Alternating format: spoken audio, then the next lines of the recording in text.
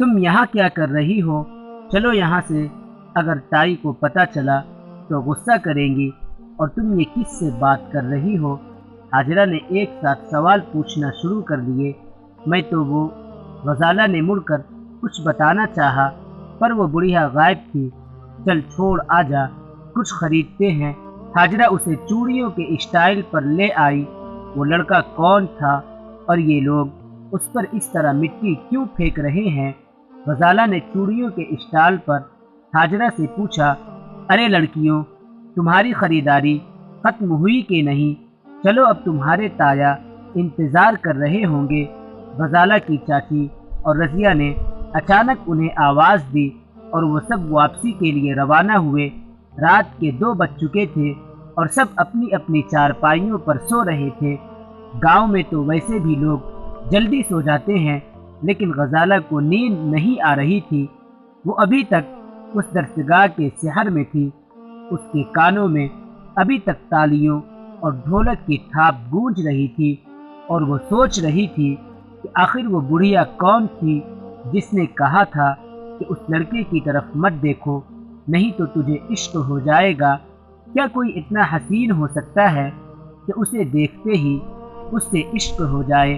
क्या उसे भी किसी से इश्क हो सकता है?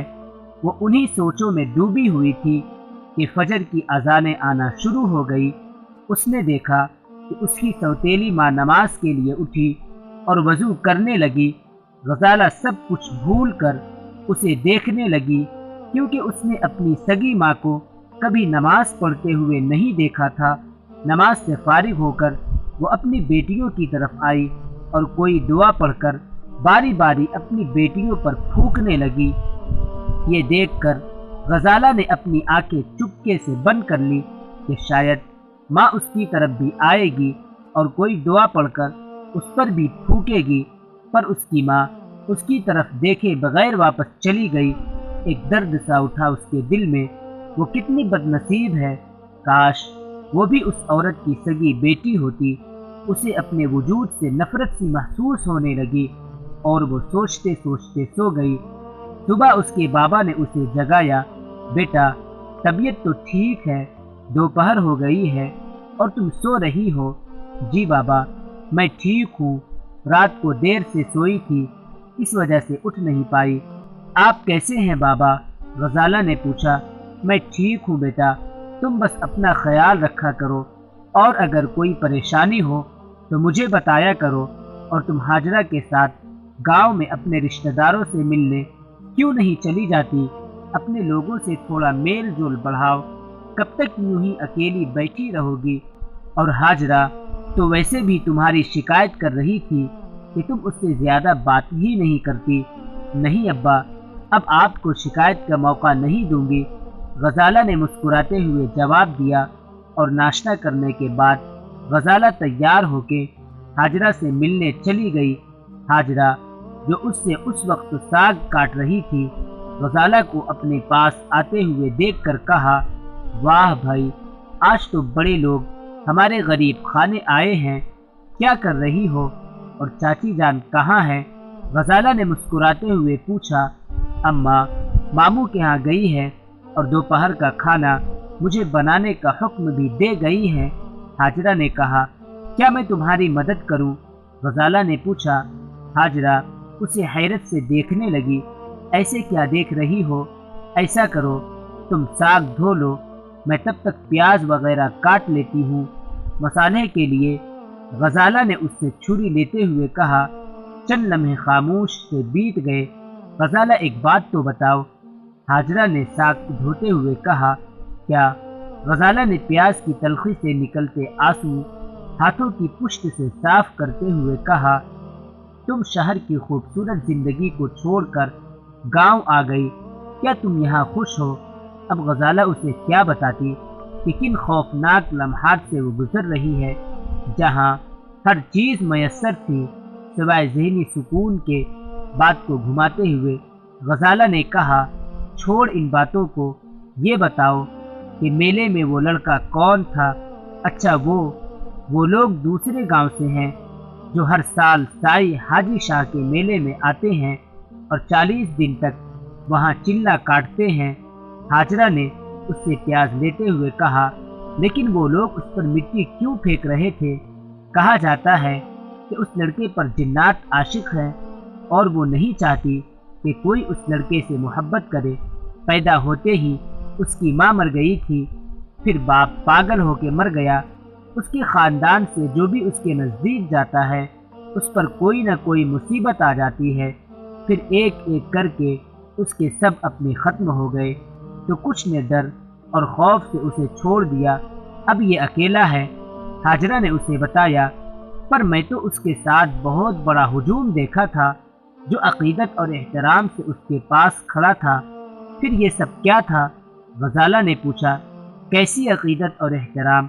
अरे पगली, हुजूम तो वहाँ भी होता है जहाँ शैतान को कंकरियाँ मारी जाती है। क्या मतलब? मैं समझी नहीं। गज़ाला ने हैनारी से पूछा। वो कहते हैं ना कि जिसने मखलूक से कुछ मांगा वो खालिक के दरवाजे पर अंधा होता है। इसी तरह ये लोग भी अंधे हो चुके हैं। ये अपनी नफरत का इजहार करने के लिए उस लड़के पर मिट्टी फेंकते हैं। उनका मानना है कि इस तरह जिन्नात खुश होकर उनकी मन्नतें पूरी करती हैं। हाजरा ने तफसील से उसे बताया, और अगर उस लड़के से किसी को मोहब्बत हो जाए तो? गज़ाला ने सोचते हुए मासूमियत से सवाल किया, तो क्या जिन्नात उसे ख़त्म कर देती है? अरे अब तुम भी तो कुछ बताओ, सिर्फ मैं ही बोले जा रही हूँ। अपने शहर हैदराबाद के बारे में कुछ बताओ। वहाँ का रानी बाग देखने का बहुत शौक़ है मुझे। हाजरा उसे टोकते हुए बोली, लेकिन क्यों? क्यों ये जिन्नात हर उस इंसान को मार देती हैं जो उस लड़के से मोहब्बत करता है? गज़ाला ने उसकी बात काटते हुए पूछा। हाजरा हाथों की 2 अंगुलियां उठाकर बोली, इश्क में सिर्फ 2 का अदद होता है, तीसरे को हम इंसान भी बर्दाश्त नहीं करते, और ये तो फिर भी जिन्नात हैं। गज़ाला ने ये सुनकर हैरत से उसकी तरफ देखने लगी। वैसे तुम्हें देखकर नहीं लगता कि तुम शहर की हो। शहर की लड़कियां तो बहुत फैशन करती हैं, फुल मेकअप करती हैं, और वैसे भी मुझे तो अम्मा ज़्यादा मेकअप करने ही नहीं देती। कहती हैं कि कंवारी लड़कियों को ज़्यादा श्रृंगार नहीं करना चाहिए, जिन चिमट जाते हैं। मैं क्या इतनी खूबसूरत हूँ जो कोई जिन मुझ पर आशिक हो जाएगा? हाजरा हंसते हुए बोली, जिस पर गज़ाला भी मुस्कुराई। तुम दोनों को साथ देखकर मुझे बहुत अच्छा लग रहा है। अचानक चाची ने कमरे में दाखिल होते हुए कहा, तुम्हारी उम्र की लड़कियां तो बहुत शौक और चंचल होती हैं।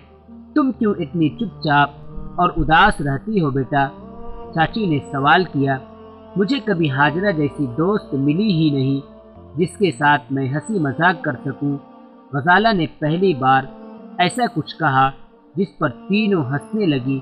रात के 2 बज रहे थे। घर में सन्नाटा था। सब घर वाले सुकून से सो रहे थे, लेकिन गज़ाला आज फिर जाग रही थी और उसी लड़के के बारे में सोच रही थी। उसका दिल कर रहा था कि वो एक बार फिर दरगाह जाए, और बिस्तर से उठी और जग से पानी गिलास में उंडेलने लगी तो उनकी नज़र सिंघार मेज़ की तरफ पड़ी। वो गिलास उठाई हुई मेज़ की तरफ आई और आईने के सामने खड़ी हो गई। वो खुद को गौर से देखने लगी। कंवारी लड़कियों को ज़्यादा श्रृंगार नहीं करना चाहिए। उसे हाजरा की बात याद आई। वो मेज़ की दराज खोलने लगी। देखा तो एक लिपस्टिक पड़ी थी। वो उसे अपने होठों पर लगाने लगी और ख़ुद को देखने लगी। क्या वो खूबसूरत है? कुछ अजीब से ख्यालात उसे आने लगे। वो वापस बिस्तर पर आई और सो गई। उसने देखा कि कोई बदशक्ल औरत जिसके होठों पर तेज़ लिपस्टिक लगी हुई थी, जिसकी वजह से वो और खौफनाक लग रही थी, कमरे के दरवाजे पर खड़ी उसे घूर रही थी। गज़ाला उसे देखकर डर गई। वो बिस्तर से उठना चाह रही थी, लेकिन उसे ऐसे महसूस हो रहा था जैसे किसी अनजानी क़ुव्वत ने उसे जकड़ रखा हो। वो औरत उसकी बहनों की चारपाई के पास आई और उनके माना पर कुछ फूंकने लगी। फिर वो आहिस्ता आहिस्ता उसकी तरफ बढ़ने लगी। गज़ाला पूरी क़ुव्वत से उठने की कोशिश करने लगी, लेकिन वो नाकाम रही। انجانی قوت کی جکڑ اور مضبوط ہوتی جا رہی تھی۔ وہ چیخنے لگی پر اس کی آواز نہیں نکل رہی تھی۔ وہ عورت اس کے چہرے کے قریب آئی اور جیسے ہی اس پر پھونکا تو اس کے منہ سے کنکریاں اور مٹی نکلنے لگی، غزالہ کے چہرے پر برسنے لگی۔ مٹی سے اس کا دم گھٹنے لگا۔ وہ تڑپنے لگی کہ اچانک اذان کی آواز آنے لگی اور اس کی آنکھ کھل گئی۔ تڑپ کر وہ اٹھ بیٹھی، اس کا سانس پھولنے لگا۔ اس نے دیکھا تو اس عورت کا کوئی نام و نشان نہیں تھا، یا شاید وہ غائب ہو چکی تھی۔ اچانک کمرے میں اس کی ماں داخل ہوئی اور بولی، خیر تو ہے، اتنی جلدی اٹھ گئی؟ جی وہ اذان کی آواز کی وجہ سے آنکھ کھل گئی تھی، غزالہ نے کانپتے ہوئے جواب دیا، لیکن مجھے تو تمہاری طبیعت ٹھیک نہیں لگ رہی، لگتا ہے کوئی برا خواب دیکھا ہے، تم ابھی سو جاؤ، ٹھیک ہو جاؤ گی۔ اور وہ نماز پڑھنے چلی گئی، لیکن غزالہ کی نیند تو اڑ چکی تھی۔ اسے سمجھ نہیں آ رہا تھا کہ یہ خواب تھا یا حقیقت۔ اگر یہ خواب تھا تو اتنی تکلیف تو نہیں ہوتی جتنی آج اسے ہوئی۔ کہیں یہ عورت وہی جنات تو نہ تھی جو اس لڑکے پر عاشق ہے، اور اگر یہ وہی جنات تھی تو یہ مجھے تکلیف پہنچانے کیوں آئی تھی؟